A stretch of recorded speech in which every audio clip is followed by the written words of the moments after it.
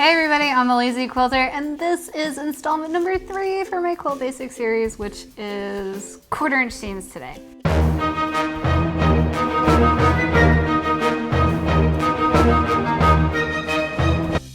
It sounds like it isn't gonna make a big deal whether you're a little off in your 1/4 inch, and it's a very big deal actually.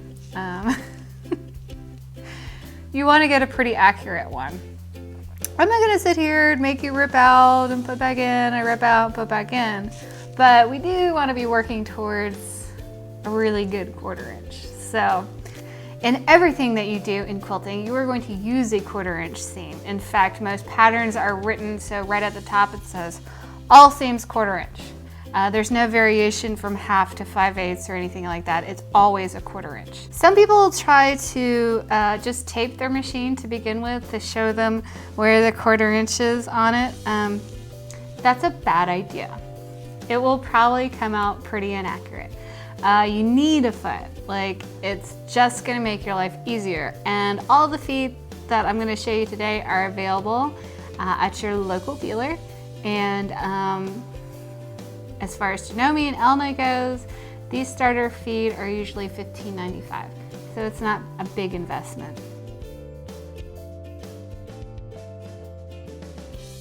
So there's 3 kinds of feet that I have to show you today. One is the standard metal one with the guide on it. Every manufacturer makes one. Viking and Bernina and Janome and Elna, Neki and Puff. Baby luck. See if I can name any more. Singer, I guess.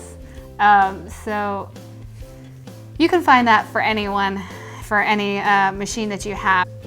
The other foot is this clear view foot, which Janome makes, which I really love. This is the foot that I use for everything.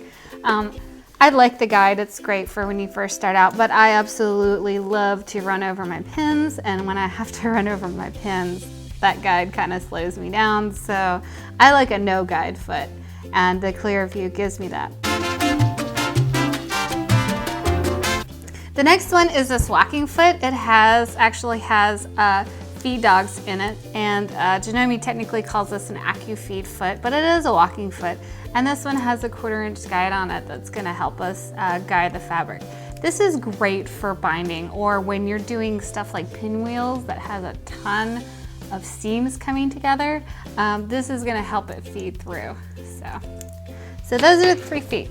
I have 2 machines to show you today that I'm going to adjust and let you see how I'm going to adjust them. One is the Janome 2015 DC.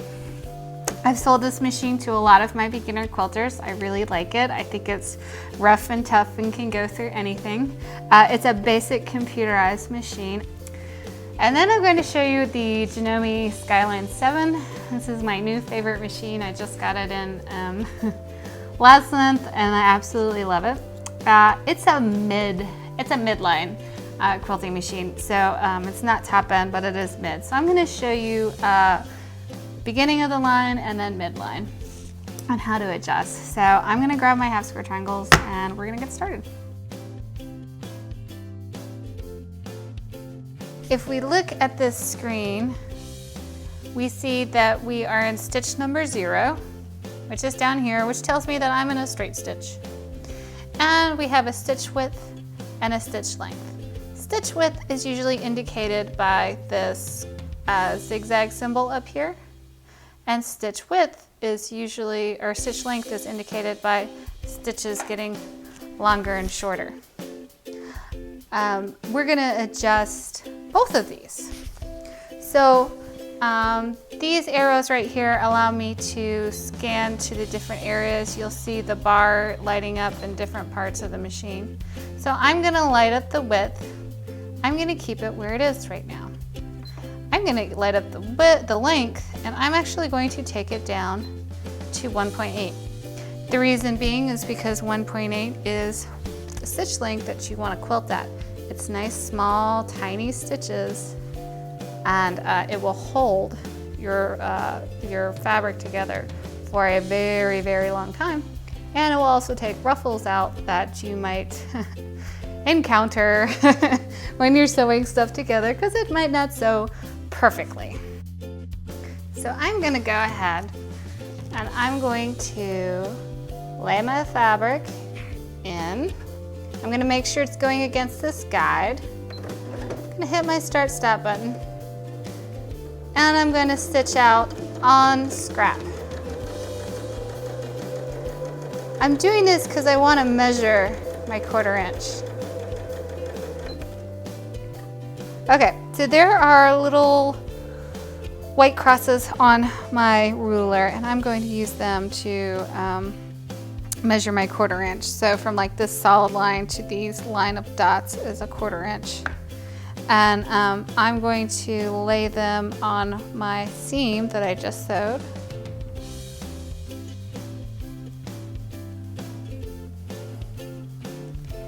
And measure. Now I don't know if you can see, but down here there's a little overhang over this solid line of orange fabric. That's telling me that this seam is too big and that I need to move my needle to the right hand side. So we're gonna go back to the 2015 and we're gonna move that needle over just a hair. Okay, so we know we want to make this seam a little bit smaller because we've just, our seam is too fat. So I'm gonna come over here again, toggle to where my stitch width is lit up. Our stitch width in straight stitch is needle position. Okay, so when you're in zigzag, stitch width is how wide a zigzag is. When you're in straight stitch, stitch width is the needle position in the left or the right. So since our seam is too big, we want to move our needle that way. If we move our needle that way or to the right, it will make our seam smaller, which is what we want. So in computerized machines, a higher number is going to move it to the right. A lower number is going to move it to the left. So we want to move it to 4.0. And we're going to stitch another 1/4 inch.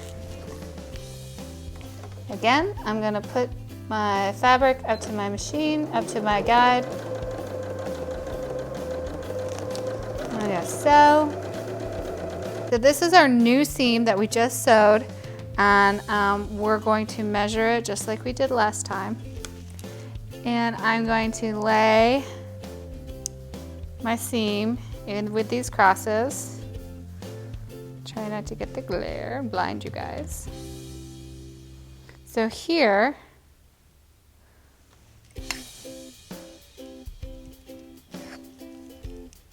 we don't have any overhang, which means our 1/4 inch seam is pretty accurate, and I'm happy with that.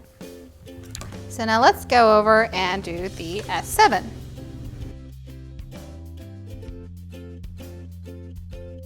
All right, everybody, that is 1/4 inch seams. I hope that helps you get a little bit more accurate 1/4 inch. Sorry for the long video. There's a lot of information that goes into making something so tiny. And if you like this video, please like it, please subscribe. Check out my other videos. There are 2 other videos in this series, one on ironing, one on cutting. I also have some block of the month stuff and some half square triangle and even a little bit of paper piecing. So check out my other stuff. Please leave your questions, comments, concerns, complaints down below. I will love to read them all, and I will see you next week for the next installment. Boop.